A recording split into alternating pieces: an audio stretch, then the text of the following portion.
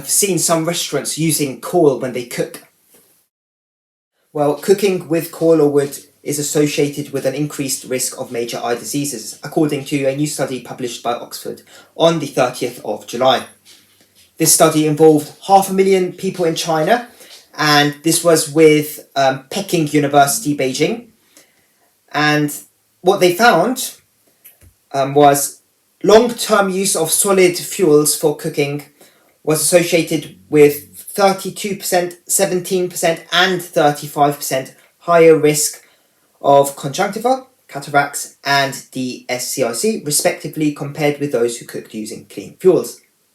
However, problems with the internal part of the eye, there was no association between long-term use of solid fuels and an increased risk of glaucoma.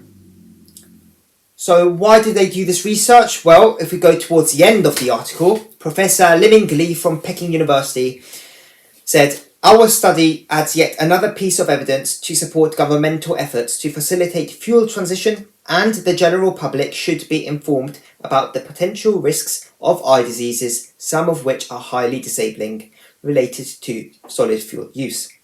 You can read the rest of the article in the link below.